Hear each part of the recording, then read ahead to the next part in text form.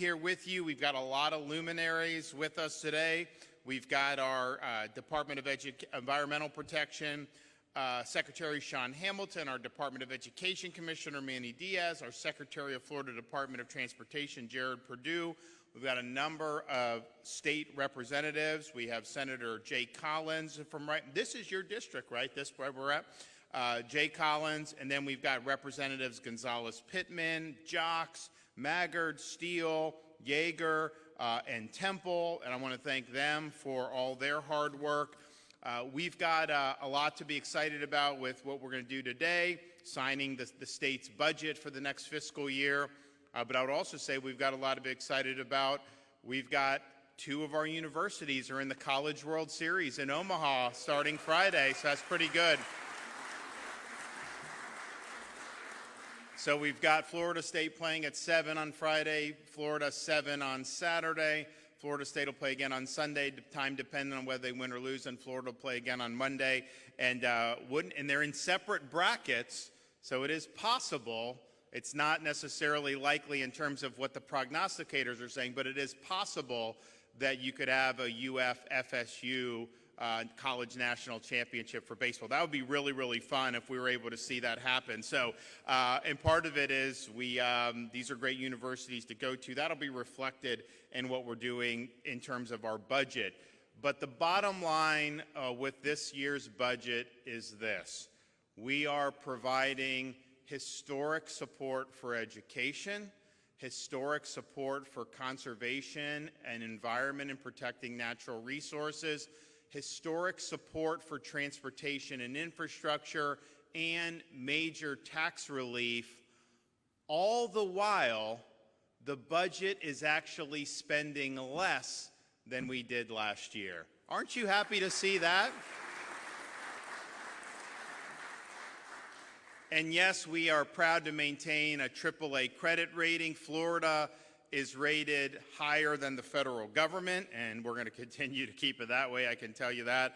Since taking office, largely because we've been prudent and we've been fiscally responsible, we have successfully paid off 36% of the state's outstanding tax-supported debt. From the entire history of Florida, we got 36% of the tax-supported debt that we've retired just since I've been governor.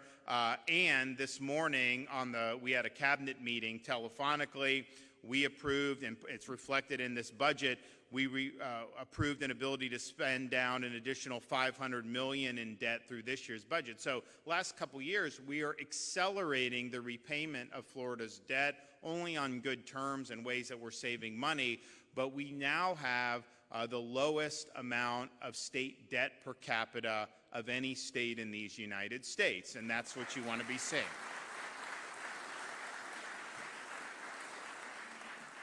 So the top line budget, similar to last year, is $116.5 billion, a little less than what we did last year because I thought it was important. And I told the speaker that we want to hold the line. We don't want to see, I know our population's boomed. I know we've had a lot of inflation, but holding the line, doing the big things we need to do, but then making sure we're putting money in reserve. And this budget, so to get to that point where we're reducing spending year over year, we had to wield the line item veto authority. So we did close to $1 billion worth of line item vetoes. And part of that is just a reflection of we wanted to keep the budget within a certain parameter. Some of the stuff I don't think was appropriate for state tax dollars. Some of the stuff you'll see are things that I support, but we have actual programs for. So for example, some of the wastewater projects that were line itemed, those are eligible for our wastewater grant program. We're doing $500 million a year set aside with the money that we got from the gaming with the Seminole Tribe, and actually it may end up being more than that because the money's coming in pretty good. So all those needs will be met. We wanted to go through that. But that is, and look, the governor, we do the veto. When I became governor, the record, I think, had been $800 million in vetoes. A couple years ago, we did $3.3 billion. That was 3% of the budget. And we did that because we're like, you know what? A lot of these were massive expenses that didn't need to happen. And I want to make sure we're paying down debt. I want to make sure we're having big budget surpluses. I want to make sure that, I mean, I think we now, Chris, have we quadrupled the rainy day fund? Definitely tripled it since I've been governor. You know, we've at least tripled the rainy day fund for the state. And there's many more reserves on top of that. So after doing the vetoes, we're spending less overall than we did last year, and that's yielding over $17 billion in surplus reserves, which is huge. When I became governor, what were we, $5 billion in reserves? And we actually have had more than that like the last couple years.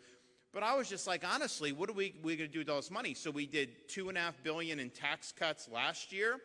And we did Moving Florida Forward, where we're accelerating infrastructure projects. So we took billions of dollars, we front-loaded it. So now some of these projects in Tampa, Orlando, that we're going to not even start till next decade, those are starting sooner. They're going to be done 7 to 10 years ahead of schedule. So that's a good use of resources, especially when the state is growing. So less spending than last year, record investment. This is the most we've ever spent for transportation and infrastructure, for building roads, doing all the things that we need to do. This is the biggest amount of money we've ever provided for education, K-12 education, our scholarship program, our public universities. All of that has set a record. Massive amounts of support for environmental stewardship, conservation, all the things that we've done so well on in Florida over these last 5.5 years. And yet, we're doing $1.5 billion in tax relief, including almost $500 million in toll relief. This is the second year we've done the toll reductions. So your commuters, you go through, they're pinging on your pass. At the end of the month, once you hit a certain amount where we know you're not a commuter, when we know you're a commuter and not a visitor, because we want the visitors to pay, that's fine. You know, I actually like the fact that a lot of our taxes are paid by people that aren't Florida residents. I want them to have more of the burden than us. So it's good. You get a 50% rebate on your bill every month, just like that. So we saved $500 million in 2023. We're well on our way to doing that similar here in 2024. That just started in April, but that's going to go through an entire 12-month period. So this is really, really significant. And if you look at what we've done in tax relief just since I became governor, we've done over $6 billion in tax relief for businesses and families in the state of Florida. And that's hard to do when you don't have an income tax. Now, I'm glad we don't have an income tax. We're not going to have an income tax. But that's like the first tax people cut when they cut taxes. So we've had to do different things.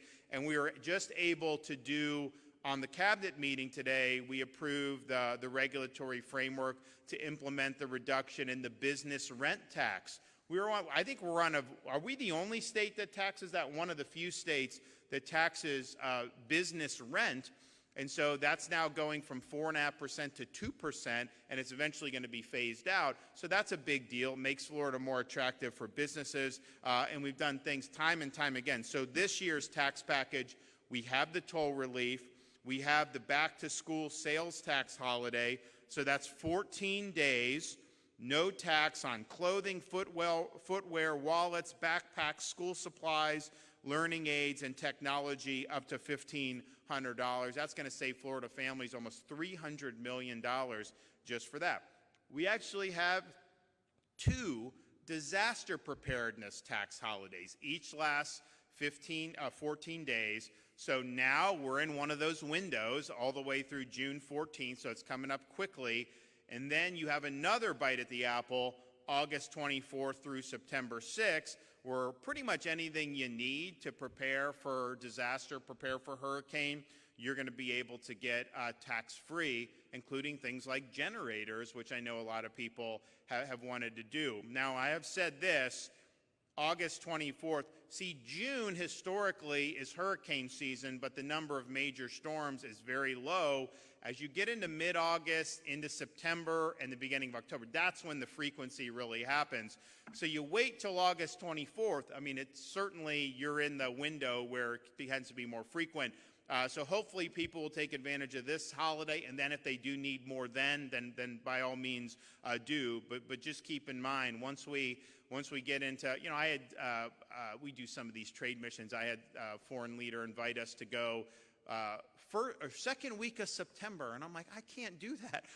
We do plan a foreign trip in the second week of September. We will end up having a hurricane. Like, if I don't plan anything, we won't have it. But if I plan it, it'll happen. But that is like peak season, so we just have to assume that that could be something that we're going to monitor. But I would encourage all Floridians to take advantage of that. Starting July 1st, we've got Freedom Month. Recreational items and outdoor activities, tax-free. Take advantage of that. It's some really, really good stuff. And then we're going to continue doing our skilled worker tools sales tax holiday. So that's 1 week, and that's tools and equipment used by workers who are in the skilled trades, but it applies to everybody.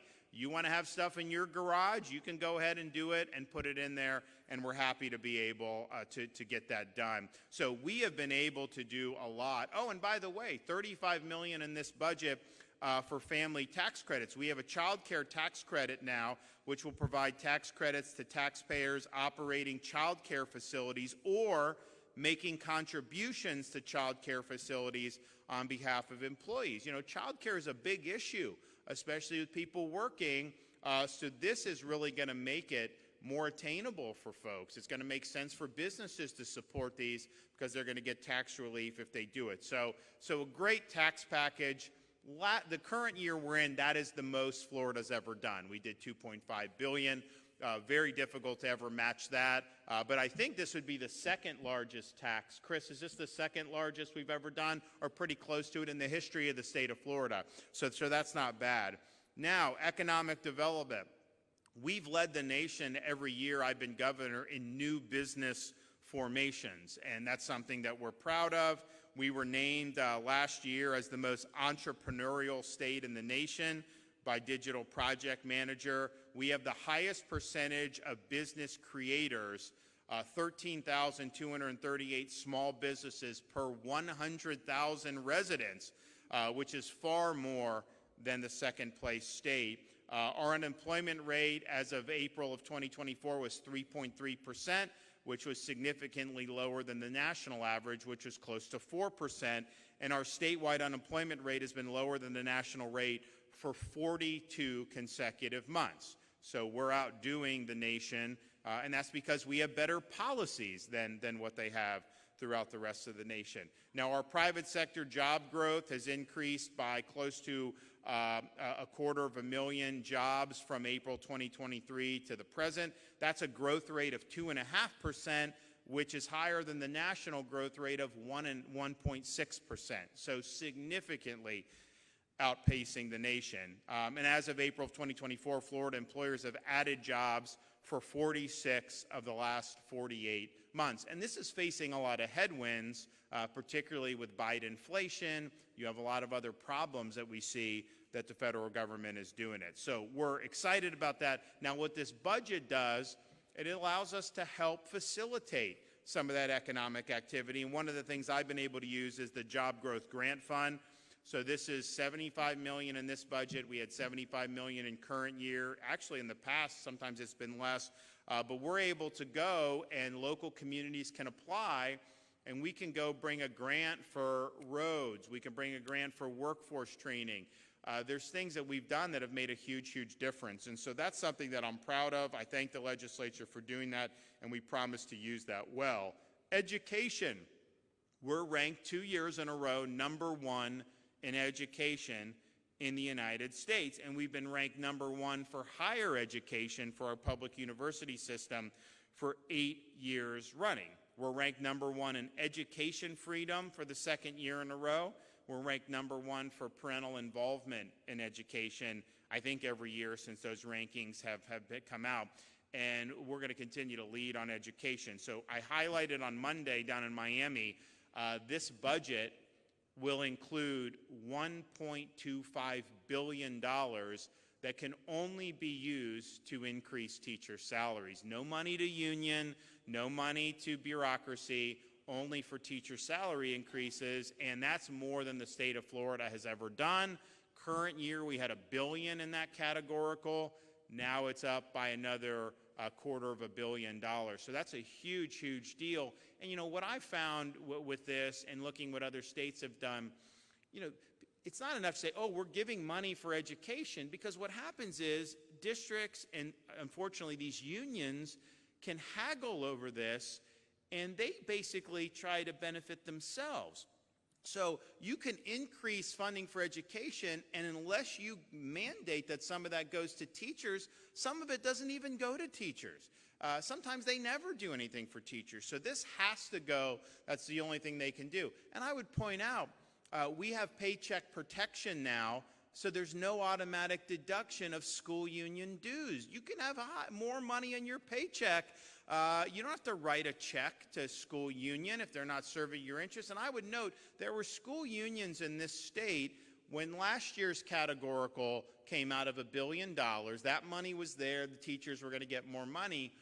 They were withholding that in negotiations to try to use that for leverage for other parts of their agenda. I tell you, if you're looking out for the best interests of the teachers, you'd have gotten that money in their pocket on July 1st as soon as it became available. It's not what some of them chose to do. They chose to delay. So this is $1.25 billion. It's got to go to teacher salary increases, and I think they need to do that sooner rather than later. We have a $1.7 billion for VPK and other early childhood education, which is the most we've ever done. The most we've ever done for K-12 schools, $28.4 billion. Our base student allocation is up by, what, $150, $200 per student.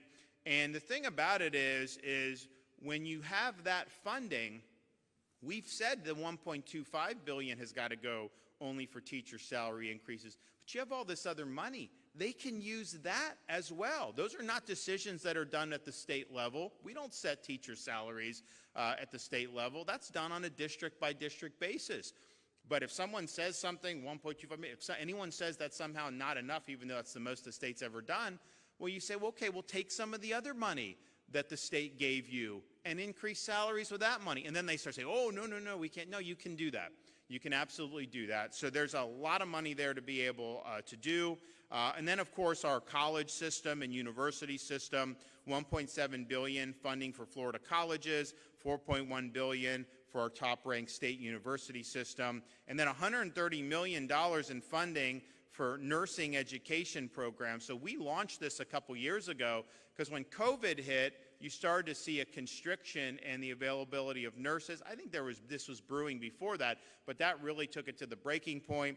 So we said we're going to make sure that we do this. So I don't think any state has done more to expand nurse training for nurses and pathways for people that want to become nurses than the state of Florida has done, and we've done that. I mean, honestly, it's gotten to the point people knew we're interested in nurses that they're sprinkling all this stuff in the budget. I'm like, well, wait a minute, I've got all this over here. Then they're like, oh, this person wants to do nursing training, this person. But we have done a lot in these last few years, and I think you'll see it. That will pay dividends for the state for many, many years to come. We've also, this is not our first rodeo with respect to making sure that we're standing against anti-Semitism in education, but in light of October 7th, I think we've seen the threats increase, unfortunately, across the country, although we don't let Hamas take over our universities in Florida. We kick them out if they try to do that. But we have $20 million in funding for security at Florida Jewish day schools, so that's a huge increase of what we've done in the past, and we're happy to be able to do that. We also have money, over $7 million in funding to various Holocaust memorial and education centers around the state, which is something that I think we need that given what you see going on at places like Columbia and all this. You know, you wonder, what are they teaching these students? I know a lot of them aren't even students, they're just activists, but still, it's been very, very disappointing to see what's going on. All in, we have $360 million for school safety initiatives throughout all of our K-12 institutions, and that's a huge amount of money, and we've been doing that every year since I've been governor because we understand how it's important. We've also done $20 million in funding to enhance security at Florida's HBCUs, and if you look at our K-12 education budget, this is something that we really spearheaded when I became governor. You know, we believe that central to education is not just preparing students to be able to be productive in the economy, which of course you want to do, but we've got to prepare students to be good citizens of this republic, and that requires good education in civics, good education in our Constitution, understanding the founding principles, that this country was built upon. So we have another $1.5 million to support and expand the Florida Civics and Debate Initiative. I think when I became governor, I think it was like 6 districts were doing civics and debate. Now we have all 67 school districts and the virtual, so more than 67 school districts are doing this speech, civics and debate initiative. We have $6 million for civic literacy and civic professional development initiatives, and then $10 million for what we've called the Florida Civic Seal of Excellence program. So what we said was, yeah, we can sit here and say how important civics is. We can require high school students learn certain things, but you got to have teachers who are well equipped with this and know which direction that we want to go. And the fact of the matter is, most universities in this country, if you want to pursue a vocation in understanding American history, but particularly the founding period, that is not something that a lot of these universities are embracing anymore. They've turned their back on really the whole Western canon, but certainly the founding fathers. A lot of these universities treat them as villains. That's not how we do it in Florida anymore. I mean, it probably was done in the past. So we've really done things. New College in Sarasota, Hamilton Center at UF, all these things. Adam Smith Center for Economic Freedom down at FIU. All these things are great, but the reality is we want to make sure that our civics teachers have the foundation that even if they were diligent in this field in college, probably didn't get what they needed to get. So we created a 50-hour training course. Teachers that go through it earn the Civic Seal of Excellence, and they get a $3,000 bonus. And I think the approval rating of the course is like 90-some%, because we brought in scholars from Hillsdale College, Heritage Foundation, all these places to talk about, okay, how did this country come to being? What were the ideas that went into the formulation of our Constitution and our Bill of Rights and all the other important periods since then? So I'm proud that that program is continuing, and that's going to be 3,000 more teachers are going to go through our Civic Seal of Excellence program. We also are making sure that we continue our #1 ranking in higher education. So you have $5.8 billion across our colleges and universities. Some of that we have performance funding. The ones that do well are eligible for more funding. We're trying to create good incentives. But one of the things we said was, because people will complain about some of these loony college professors, and it's like, why is that have to be the case? Why do you need to have that? That's not serving the best interests of Florida. And so, what we found was, if you let hiring be determined by the existing faculty, well, guess what? If a candidate is known to dissent from orthodoxy, they're not going to get hired. That's what happens all across the country.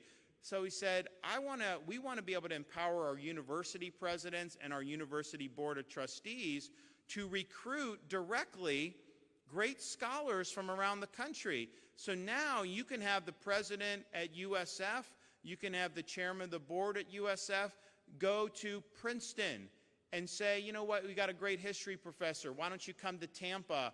And then they can offer them a good salary. So we have $100 million in this budget for faculty retention and recruiting new college faculty. So that makes a huge, huge difference to be able to do that. And if you look at what they've done at New College and UF with the Hamilton Center in particular, they brought in dozens of faculty because we now have this really, I think, effective process, and we're putting money behind it. So, you're in some of these universities where they don't have academic freedom, and some of these professors are even worried about their safety because of all the nonsense going on. Well, you can come here, and not only you come here, they can cut you a deal where you make more money. Well, that's a pretty easy decision at that point. So I'm excited about that. I think it's really, really good, and I think it's going to who was being hired at some of these places, 10 years ago, some of those people wouldn't be able to be hired in our Florida universities now because the bar has gone up, I think, in a way that's been very, very positive. So we want to keep that momentum going.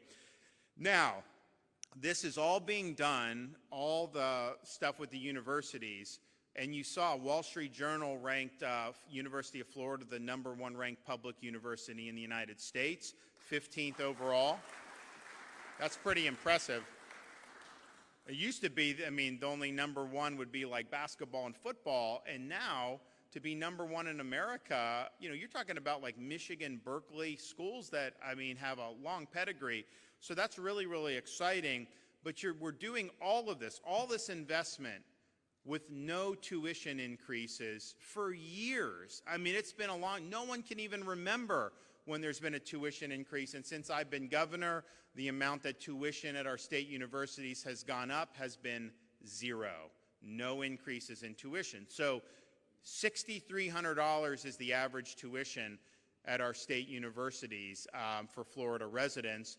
And we fully fund Bright Future scholarships in the budget. So if you're a top performing student, you don't even pay any tuition.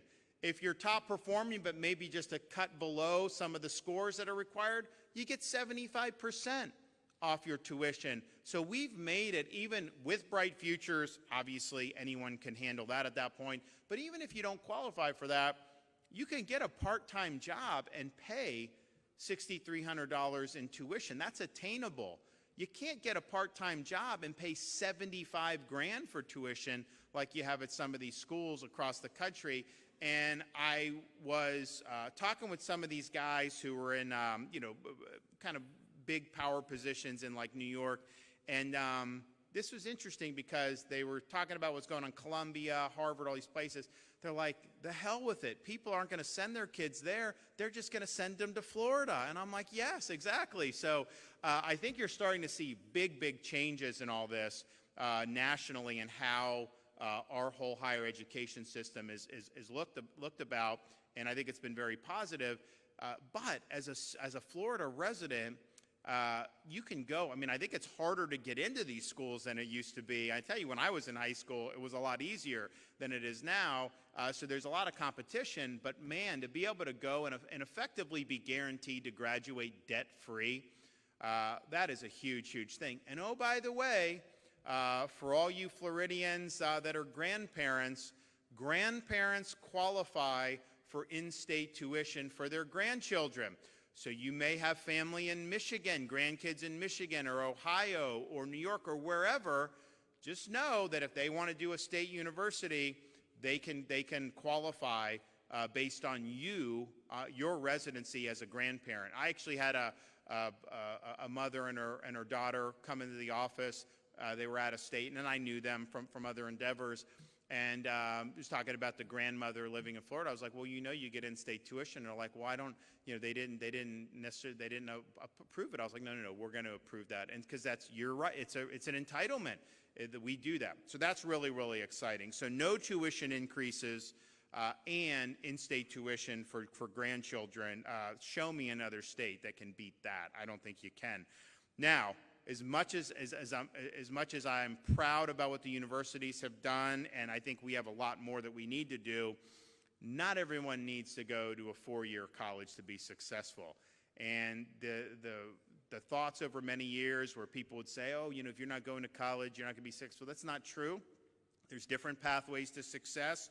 Certainly people that have gone deep into debt with degrees that really aren't worth much, that's been a millstone around their neck. So we've put a big emphasis on workforce education. This budget has $765 million to support workforce education throughout the state of Florida, including close to $500 million for high school programs that are focusing on workforce, and those have been very, very successful. So we want to continue to do that because I think it's really, really important. Now, so I'd say all in all, education, probably the most significant investment in education in this year's budget that the state has ever done in its entire history. Healthcare.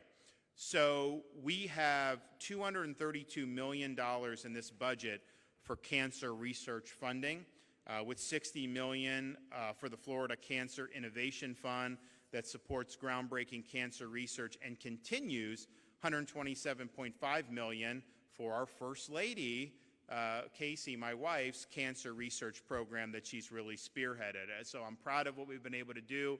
I'm proud of what you've seen out of Moffett. I'm proud of what you've seen down at Sylvester. And we're doing more across the state on cancer, which is great. We are also in this budget dedicated to supporting families. So in this budget, funding provided in the Live Healthy initiative, which was Senator Pasadomo's major projects this legislative session, we have an additional $456.5 million to support the health of pregnant women, new moms, and children throughout the state of Florida, and we've never done anything on that level. We also have $93.2 million in additional funds to support individuals within the child welfare system, which includes an additional $10 million to expand adoption incentives to assist in finding forever homes for more foster children. So that is really walking the walk, not just talking the talk. In addition, this budget continues Florida's mission of prioritizing care for senior citizens. We have $70 million going towards our effort to combat the effects of Alzheimer's, and in the university budget, there's research money for Alzheimer's as well. But this funding will support caregivers and individuals diagnosed with Alzheimer's and other related memory disorders. In addition to that, we have $115 million to support seniors through the Community Care for the Elderly program and the Home Care for the Elderly program. These are vital services for seniors like adult daycare, home-delivered meals, and home modifications, and we understand that there's challenges, and we want to step up and help to meet those challenges from the state of Florida. Now, the budget, combined with Live Healthy, has $377 million in funding for Floridians with unique abilities, including $38 million to support enrollment of eligible individuals into a pilot program that provides for the comprehensive coverage of services to individuals with disabilities. We have $56 million to enroll individuals currently in a pre-enrollment category for iBudget waiver services, and $64.8 million to enroll those in crisis and iBudget waiver services. But this year, this budget, along with Live Healthy, appropriates more than $2.2 billion to the Agency for Persons with Disabilities for services through the iBudget waiver. That is the highest level of funding for direct services for individuals with disability in the entire history of the state of Florida. Now, transportation. So we have the highest amount of money, and don't forget, I'm going through all this. This budget spends less than last year, and we're still able to do all this. So $15.5 billion for our Florida Department of Transportation work program. That is a record. 14.5 for the Department of Transportation work program. Overall budget, $15.5 billion. That includes additional money for our Moving Florida Forward, but that is a huge, huge deal. You know, I look around the country, if you go to some of these places like New York. So our budget in Florida, we have millions of more people living in Florida than live in New York now, and yet their budget is over twice the size of our budget. And so you'd think, man, they must have great roads and this services. And not only the roads, but they charge massive tolls. If you drive around all the boroughs of New York City, you probably pay $50, $60, $70 in tolls. It's unbelievable tolls, and yet the roads are rocky. You feel like you're on a roller coaster going around like that. And people that move from New York tell me, how come your roads are so much better than ours? You guys pay such less in taxes, and yet your roads are better. So it's really, really significant, and I think it's because we've got a good department, and I think it's because both the legislature now and in previous years has understood the importance of doing it, but our infrastructure is much better than many of these other states that tax people to smithereens. And so it just shows you, it's an interesting insight about how government can work or should work. So our infrastructure improvements are fully funded.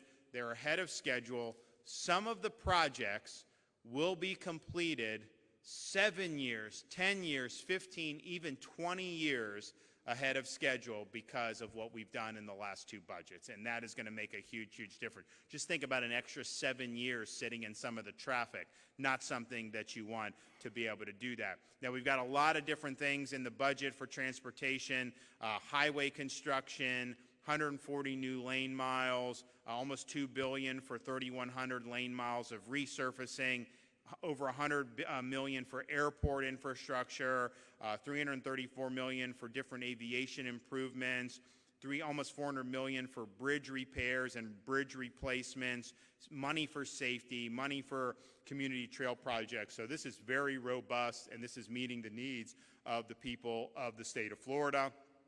We also include almost $180 million to continue supporting the Office of Opioid Recovery. So that's a huge amount of money going to opioid recovery. So there's going to be a variety of ways where that money is going to be used. One of the things we're doing is $31 million to continue and expand the Coordinated Opioid Recovery Network. It's our core network.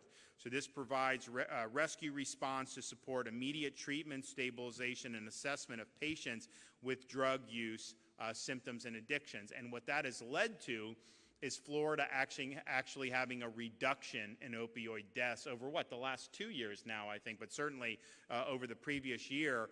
And that is not the trend around the country. So this has made an impact. It's tough. It's a tough issue. I wish we could just snap our fingers or just write a check and it would all go away. But this is something that's innovative. We've now expanded this to, I think, close to 30 Florida counties. It started in Palm Beach, and then we expanded from there and expanded even more. So lives have been saved as a result of that, and that ultimately is what it's all about, showing the metrics. So we like the direction it's gone. It's tough. It's really, really tough, but we've shown progress, and that's very, very exciting to be able to do. We're also supporting law enforcement and their mission to combat opioid. Part of that is we have people coming across the border that are dealing drugs in our communities. We've had tough penalties on that, but also the response if there's an overdose to be able to save somebody. We've invested a lot of money in that over the years, and I know that that's done a lot to save lives. Environment. Sean Hamilton will talk a little bit about this, but we have, since 2019, secured over $6.5 billion for water quality improvements and restoration of Florida Everglades. That is so much more than anyone had been able to do prior. This budget includes $1.5 billion funding, which will continue for Everglades restoration, natural lands, waterways, maintaining infrastructure for water quality. Really, really big stuff. I mean, you're talking about things that are going to make a huge, huge difference in really all parts of the state. I mean, the Everglades are a big part, but there's a whole bunch of other pieces that go into that. So I'm really, really proud of that. Thanks for the legislature for doing that. Now, we do have $3 million to fund state efforts to remove these invasive Burmese pythons from the Everglades. This is like a big deal. People will go hunt them. We've gotten massive numbers of these pythons out, but they reproduce so quickly that it's really, really tough. So this money is going to allow maybe some additional approaches to try to figure out a way to isolate that, because, I mean, they've really wreaked havoc. They are non-native. I think after Hurricane Andrew, they got in there somehow, and it's been really, really problematic. So we got a lot of people that want to hunt them, but I think we've got to do even more than that. So a total of $535 million for targeted water quality improvements in critical bodies of water, and our Blue-Green Algae Task Force recommendation. So $110 million for water quality improvement grant program, $100 million for Indian River Lagoon restoration, $25 million to accelerate projects to meet nutrient reduction goals, $20 million for critical infrastructure, including wastewater and stormwater projects, and coral reef restoration, places like Biscayne Bay, $25 million for water quality improvements in Caloosahatchee, $55 million to restore Florida's unique springs, acquire more land in surrounding areas, $40 million to combat algal blooms, including red tide, and some of this stuff has been effective in the lab, and now they're trying to figure out what can you do to go out and do. You don't want to put this stuff in and kill the red tide, but then cause all these other problems. So they're studying this. We've been working with labs for many years now, and so we think we're going to end up continuing to have good news. But I can tell you the cleanup is much better than it used to be, and they've done a lot to be able to do. So we have emergency money. If we have a bloom, you can go send to local governments to help them mitigate. So I'm proud that we're continuing our commitment to environment.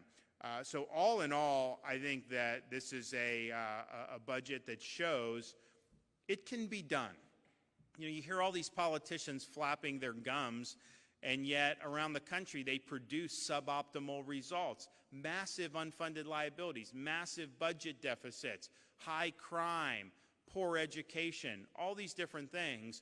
And here we are in the state of Florida, #1 for economy, #1 for education, #1 for lowest per capita debt, one of the lowest per capita tax burdens at the state level anywhere in the United States, having a budget that did all the things I talked about, provided all that tax relief, and yet comes in under this current year's budget, actually reducing spending. So we've shown how it's done. I want to thank the legislature for all their hard work. I'm proud of what this will do for the state as we continue our momentum going forward. This is the place to be. People want to come. Look, I don't ask people to come. It used to be like you'd have to recruit businesses. Now it's like businesses, a lot of them just want to come, right? And so there's been a lot of good things. There's also challenges with that. There's a lot of people, there's traffic. That's part of the reason we put so much money in accelerating these projects. Because I'm like, if we don't accelerate this stuff, we're not even going to be able to keep our head above water on some of the traffic stuff. So we're very cognizant of that yes, when you have success, when people want to be a part of it, there are challenges you have to meet. Education, natural resources, transportation. So this budget reflects an understanding of that, and we've been very forward-leaning on a lot of stuff. And when you do things with a little bit of forethought, a lot of times you can prevent some of these problems from really getting bad. And I think that's really the mark of good leadership. So this is a great budget, $116.5 billion. I think it's probably less than half of what New York's budget is. This is a reduction in spending year over year, and yet historic support for the key things that we need to keep Florida growing, prosperous, and free. With that, before I sign the budget, we're going to hear from some of our folks who are going to be spearheading some of the funding that I talked about and continue to implement strong policy. So we'll start with Environment and Secretary Sean Hamilton.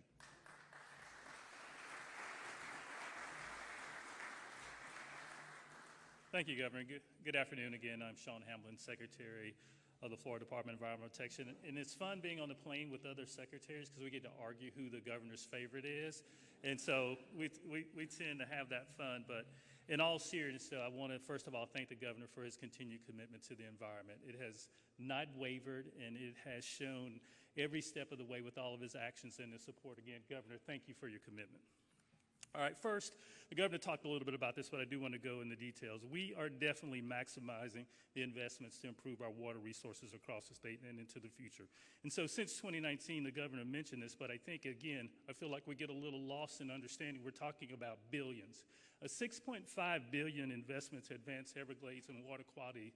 Again, I don't know if you've been around long enough to understand what that means, but it's significant in creating the momentum we need to improve our natural resources. And so in the Florida's focus on Florida's Futures budget this fiscal year, we got $1.5 billion dedicated for Everglades restoration, and $850 of that is specifically for Everglades restoration. And I know the governor, it's interesting, right? When you break a record, it's not the same when you're breaking your own record, right? It's not quite the same, but it's important to note that the record being broke is the largest investment in Everglades history this fiscal year coming up. And that is amazing. And for the folks who have to deliver those projects, that will create the momentum that you continuously see as we see projects are completed and cross the finish line. But we're not stopping there. Obviously, the governor mentioned water resources across the state are important, and it requires continued and strategic investment. And so you're seeing over $500 million earmarked for those targeted water quality projects. Again, things are going to go to work in your communities, coupled with your dollars to make difference for your local communities. And so we'll continue to focus on that and deliver on those projects. And again, I love the fact that the governor talked about these critical waterways. These are critical assets, not just for those local communities, but it's part of the state's identity, right? our Biscayne Bay, our Indian River Lagoon, our Caloosahatchee estuaries, all of our springs, those make up the identity of Florida. So it's important that we understand the importance of those investments. And then also wanted to mention our resilience. I know the governor talked about hurricane season, and I, like the governor, will not take any trips for hurricane season. I will stay home because I understanding as soon as you book that, hit enter on that flight, I assure you things will change. And same thing, we face unique challenges here in Florida, but the investments we've made in our resilience, over 281.5 dedicated to specific things like coral reef restoration, again, bringing our grand total to $1.8 billion since the governor's take office, investing in improving our infrastructure. And that's a big deal when you consider the unique challenges we face. And I think depending on where you are, this hits home too. $50 billion for beach restoration and improvement. One of the frontline defenses, right, for as we think about some of our storms. And last but not least, and the governor talked about this because this is something I'm really excited. Because if you think about our natural resources, all that we love, our state parks provide us all a unique opportunity to connect to what we hold dear here in Florida. And so since the governor's commitment to state Florida's, we've been able to make more investments in our state park infrastructure in any time in its history. And with that, that also comes with a commitment to acquire additional conservation lands to add to those parks and make sure we're protecting those resources but providing those outlets. But one of the things we're excited about is the land acquisition. Since the governor's taken office, we've acquired over 265,000 acres of conservation land. That is 6 times more than the previous 4 years combined. And again, it's hard to understand and contemplate the momentum that we're seeing, but again, because of the governor's commitment and the support from the legislature, we are making a meaningful difference. And then one of the last things I'd like to close with, because the governor talked about citizenship, I think it's important to understand, and Governor, I don't even know if you know these numbers yet, but because of your Get Outdoors initiative focus and the Memorial Day weekend, we had over 500 million people come to the Florida State Parks in one weekend. That's over 120,000 more than the previous weekend. So it's that type of focus, that commitment, while it's always so important to understand the value of that resource. So in the coming years, we're excited to answer the governor's challenge to make sure that we make investments in our state park, find ways to make sure folks are connecting with those natural resources. So we look forward to continuing that challenge. In closing, I just want to thank the governor for his continued commitment to the environment and staying true to his promise to make that one of the most meaningful priorities of his administration. Thank you, Governor.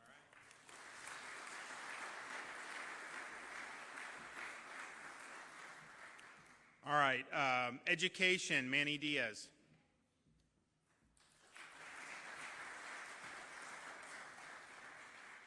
Thank you, Governor. It's great to be with you here to see you sign the Focus on Florida's Future budget. The name of this budget fits exactly what the governor's focus has always been, which is ensuring the state funds are invested in smart and thoughtful ways to pave the future for the state of Florida. There's a lot of positive things in this budget. Maybe I'm biased, Governor, but I think the education investment is the shining star of this budget. Earlier this week, I had the opportunity to be in Hialeah with Governor DeSantis as he announced his commitment of $1.25 billion dedicated to teacher salary increases. This funding is historic, and it's an increase of over $200 million over the current year. But the important thing I want to highlight here is since the governor has been in office, he took on this challenge of creating this dedicated fund specifically for teacher salaries, directed at teacher salaries. And that investment is over $4 billion in the time that he has been governor. The teachers union had a hard time understanding how to read the budget following the press conference last Monday, but let me clear it up for them. Florida's making record investments in education without giving in to your politically driven agenda. Under Governor DeSantis' leadership, we've remained steadfast in our commitment to education, to our teachers, students, and their families, despite the noise from politically driven unions. The facts speak for themselves, and I know the governor said it, but I like to hear it over and over again. Florida ranks #1 for education 2 years in a row, according to U.S. News and World Report. 8 years in a row in higher education, according to U.S. News and World Report. #1 for 2 years in a row in the Parent Power Index by the Center for Educational Reform, and #1 2 years in a row in educational freedom by the Heritage Foundation. These achievements don't happen by accident. It is the bold leadership of Governor DeSantis and the policies enacted by our legislature and our governor. Again, I want to thank our governor for the hard work he's done to put Florida at the top in education, and I want to highlight some of those key investments. The governor spoke earlier about the $1.25 billion for teacher salary increases. The governor's investing a record amount in per-student funding, an additional $1.8 billion for the Florida Education Finance Program over the current year. This investment means that the 24-25 year will have an investment per student of $8,959. That's a per-student increase of over $1,000 since the governor came into office. And it's important to highlight that, as the governor talked about, there are these dedicated funds that now he's put in over $4 billion for teacher salaries. But the districts have flexibility within those other dollars to go ahead and make that commitment to teachers. And we expect that there be no delays and that those dollars be in teachers' pocketbooks immediately. To ensure that our youngest students have a strong educational foundation, the governor approved $438 million for the voluntary pre-K program.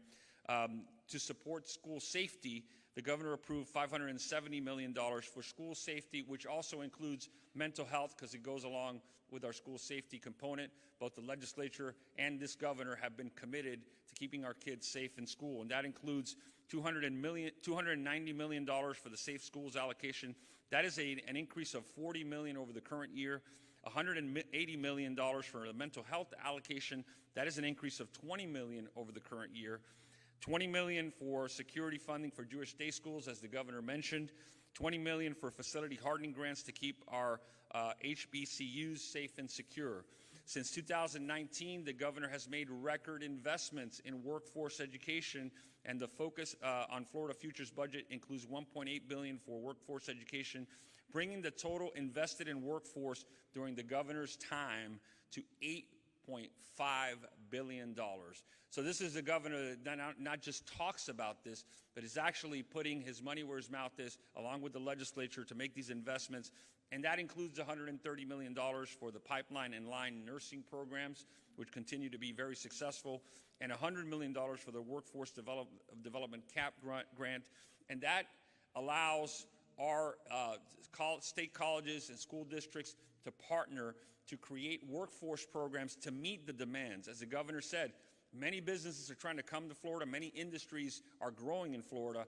The biggest demand is on the workforce. So the investment from the state part is incredibly important to be able to create that training for that workforce so that those companies can continue to thrive here in Florida.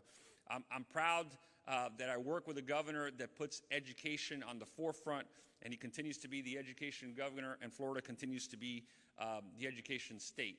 I look forward to continuing this momentum, and I know the governor will keep pushing next year as we go into next year's budget. Thank you.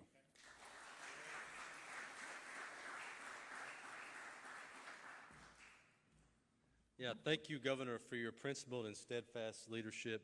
You've prioritized and invested in infrastructure since day one. I'm Jared Perdue, the Florida Department of Transportation Secretary.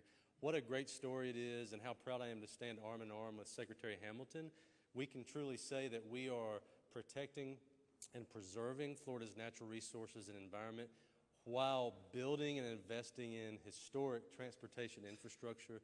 This could not be done without the leadership of Governor DeSantis and our Florida legislature. Also, my wife and I have 5 daughters we're raising in the state of Florida. The investments in education are truly remarkable, and we're very excited about that. Under Governor DeSantis' focus on Florida's future budget, we've delivered huge wins and investments in transportation infrastructure, including, as you heard the governor mention, a historic $14.5 billion investment in FDOT's work program to preserve Florida's roadways, ensure the safety of our bridges, and add capacity throughout the state. This is nearly $500 million bigger than the current work program we're delivering in this current fiscal year budget. Not only does this year's budget support funding for roadways, it boasts a strategic investment of $44.5 million in our spaceports to keep Florida the national and worldwide leader in space activity, occurring more specifically in and around the Canaveral area.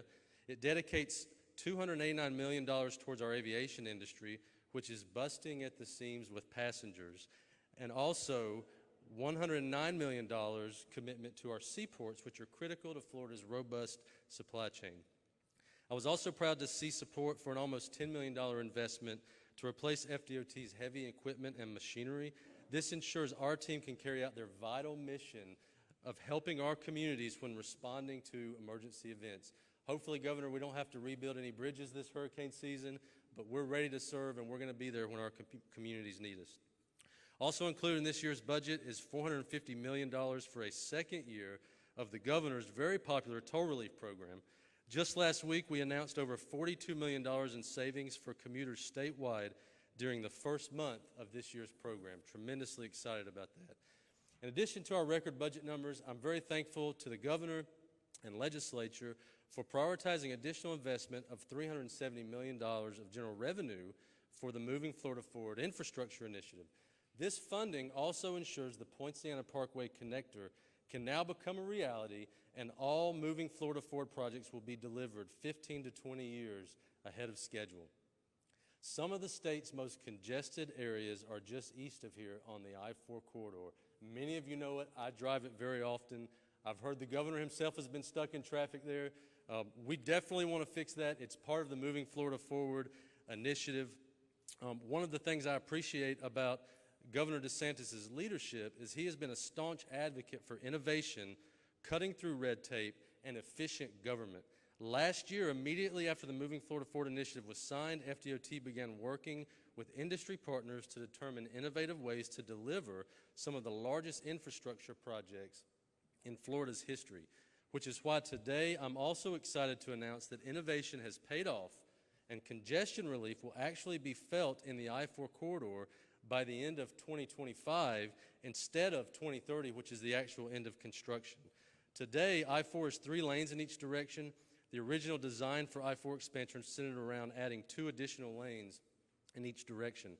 FDOT and our industry partners have recently identified a way to add a new 3rd lane in each direction, which will actually be completed within the next 18 months by the end of 2025. This new lane will be added as part of an early works effort and provide immediate congestion relief for the traveling public. And as future phases of construction commence, this new lane will also be used to reduce the amount of lane closures drivers will experience in the corridor. This new auxiliary lane will begin near State Road 417 and stretch approximately 8 miles to US 27. This is a huge deal for Floridians. This innovative strategy has not been implemented anywhere else in the country. It's a win now and into the future. We could not do it without Governor DeSantis. In times when the federal government is prioritizing ideological and political agendas over actual infrastructure, I'm happy to live in the free state of Florida. The governor understands that people don't want politics. They want infrastructure that enables our families to get home safe each night and not be stuck in traffic.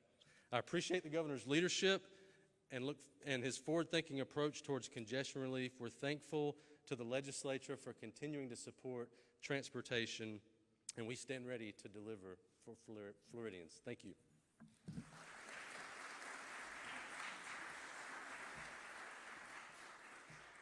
And will also help with I-4. You know, when Disney had their own government, they controlled it, you know, they didn't put in with the money. Now you're going to start to see that district under new leadership govern itself in a way that everyone's going to be chipping in to make sure that the infrastructure, even beyond the district boundaries, is smooth. And so I think that that's going to be very, very positive. Okay. Well, we're ready to make it official. So everyone that's going to participate in the bill signing, you can come up, gather around.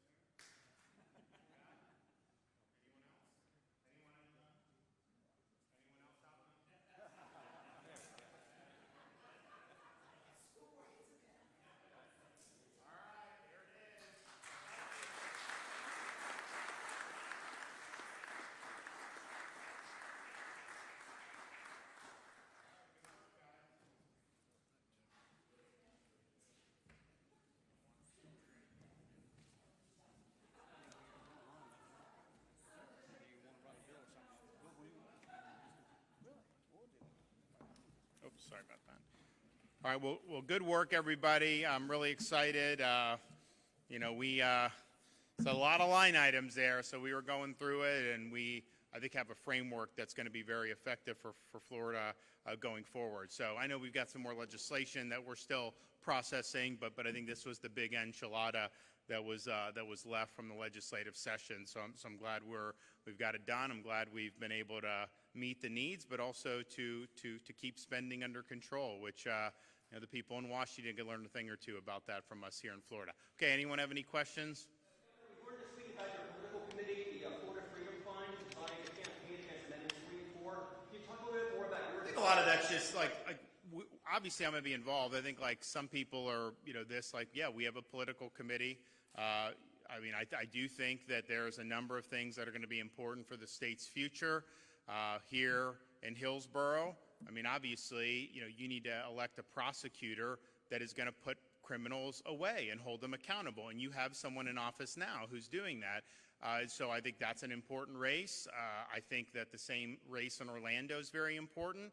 The number one thing that have caused these cities to collapse, there's been a bunch of factors, but the minute a prosecutor goes in and wants to do political agenda and think that they're somehow pursuing social justice by releasing criminals, the quality of life goes down. The areas become more dangerous. And you know what they'll do in some of those jurisdictions? They'll say, oh, well, there's fewer crimes now because there's fewer reports of crime. Because if you get mugged in some of these places, no one even bothers to report it because they know nothing's going to happen. So I think those two races, you know, are significant. And, you know, I was just being downtown here in Tampa. If that marijuana passes, this will smell like marijuana, like when you go outside. It will, because it's written so broadly. How the court let that language on the ballot, I will never understand. You read the language, it does not do justice. I mean, the amendment language says that there can be no penalties for use or possession, civil, criminal, anything. I think it's going to be very difficult for businesses to operate without that infringing on them. I think you're going to see people, you'll be able to bring 20 joints to an elementary school. Is that really going to be good for the state of Florida? I don't think so. So this is just something where, you know, there's not a single person in state prison for using marijuana. We have medical marijuana, and I know it exists elsewhere. But what this amendment really does is, even if you have no interest in marijuana, marijuana will have an interest in you. It's going to be a part of your life. You're going to smell it. It's going to be used in places that it shouldn't be used, and that's just the reality. It is so unbelievably broad the way it's written. So these are things that are important. And then, you know, of course, with our budget, you know, we've done a lot to support families and young mothers and everything, and I think that's important too. So we'll be involved. There'll be a lot to do, but it's interesting. Nobody, like Florida is a Republican state. Used to be a swing state, not anymore. Now no one's even talking about it. They talk about Georgia, North Carolina, Michigan, Wisconsin, Pennsylvania, Nevada, Arizona.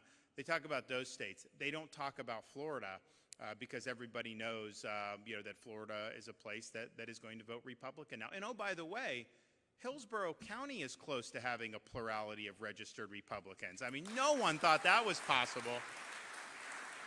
And I think probably by the election, I think you probably will have a plurality of Republicans, that Republicans will outnumber Democrats. I mean, that was unthinkable even 4 or 5 years ago.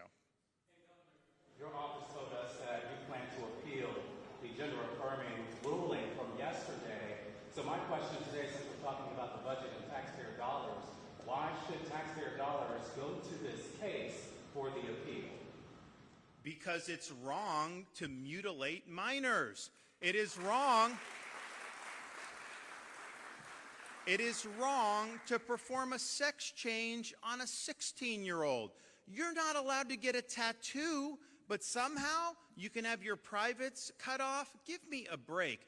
This is wrong. And I would also say this has already been decided by the 11th Circuit Court of Appeals. They upheld Alabama's law, which was almost identical to Florida's law, this will be reversed. There's no question it'll be reversed.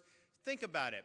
When the Founding Fathers were creating the Constitution and when the first Congress passed the Bill of Rights, or even when they passed the Reconstruction Amendments in the 1860s, do you think a single person involved in that thought that there was a constitutional right to do this genital mutilation? It's ridiculous. Of course a state can protect children against this, and we had very powerful testimony of how this is irreversible. But this idea of using tax dollars, because like the media will point out, oh, the state is spending money to do. So if you say that we shouldn't do that, you're saying that any liberal judge should be able to veto the policy of the state of Florida because they go to the same judges every time, we lose almost every time, and then we win on appeal almost every time. That's what happens. So if you're not willing to defend Florida's duly enacted statutes against liberal jurisprudence, then you're basically saying the people of Florida shouldn't govern themselves and that we should just turn over our destiny to some trial judge somewhere. That I refuse to do. We are going to stand up for duly enacted statutes. We're going to stand up for protecting the innocence of these kids. But I would say it goes beyond that. Because what this is doing, when they're doing a sex change on a teenager, there's a lot of people that want to make money off that. Consequences be damned. They're lining their pockets and they could care less about what's going to happen to that teenager when they become 25, which many regret and have big time problems as a result of that. But it's also just a fact of, you use the term gender affirming care, which is what media uses and what the left uses. You're not affirming that. You're trying to change their basic biology, which you cannot do. Okay? You cannot do that. How you're born is what you are. And so I think it's about, are we going to be rooted in truth as a society or not? And if we're rooted in truth, then you would say, of course you can't do these surgeries because it's not going to take and transform somebody that's a male into a female.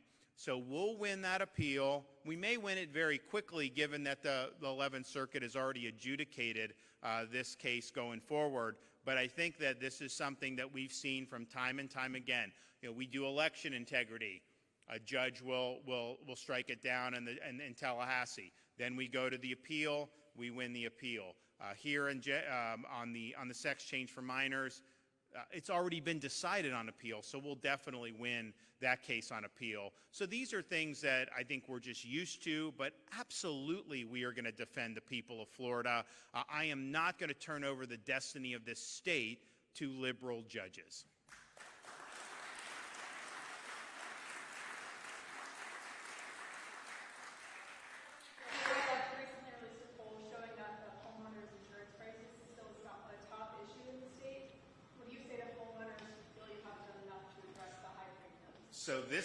First, the state of Florida, in just in the last couple of years, have done more than has ever been done in state history by a country mile. 2 special sessions of the legislature, and now I think $600 million from my Safe Florida Home project. But if you look, we now have 8 new companies that have come in since those reforms.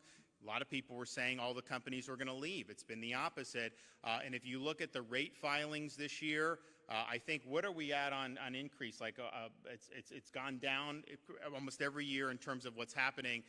So none of that would have happened except for what we've done. But I would also note that the overall economy has big inflation, and insurance is through the roof for everything. Auto insurance nationwide is up like 21% year over year. That's not because of anything Florida did. That's because of the inflationary policies that you see in the federal government. So if it costs 40%, 50%, sometimes even twice as much to repair a home than it did 5 years ago, those costs are going to be reflected, but that's an underlying defect in the overall national economy and these inflationary policies.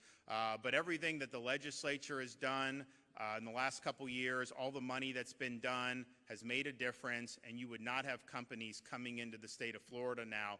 And ultimately, if you want to get a valid rate where you're not being fleeced, the only way that you can guarantee that is to have competition in the marketplace. If you only have 1 or 2 choices, it's hard to limit that.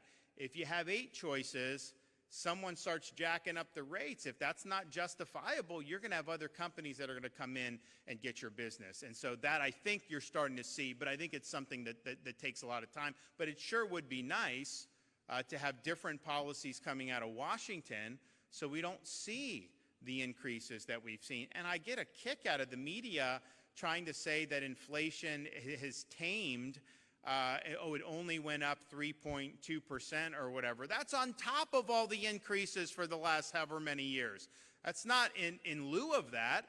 It's not like it only went up 3% over. That's in addition. So they keep piling on more and more to it, and that's been a big problem. But the companies that are coming in would not have happened had we not done what we've done.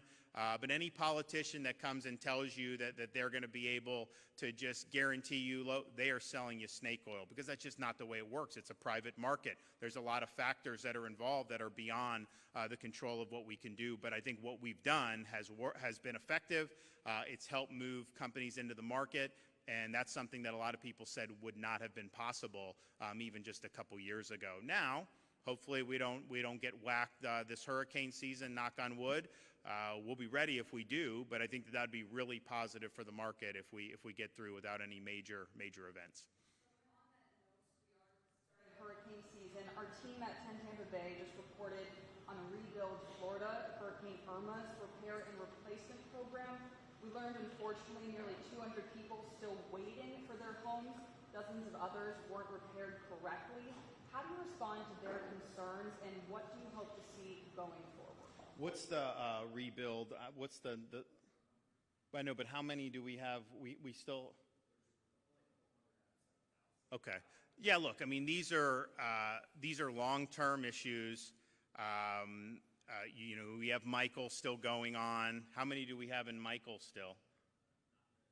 Not as much. Yeah. So we do. But I would say this. Irma happened before I became governor. Michael happened before I became governor. If you look at the response for, say, Hurricane Ian, which was a Category 5, there's still a lot that needs to be done. But they're basically where most responses would be 5 years after the storm, and not only in year 2, basically.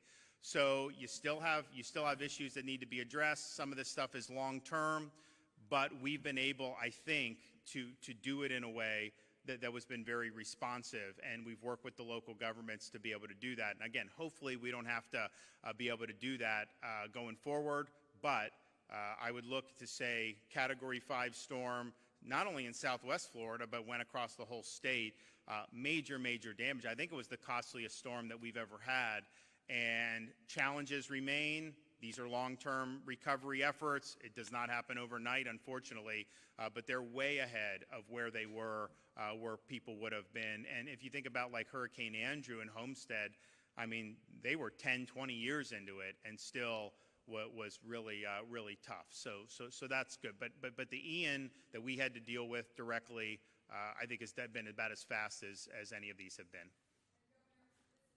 Today, or rather signing the budget here today, why Tampa?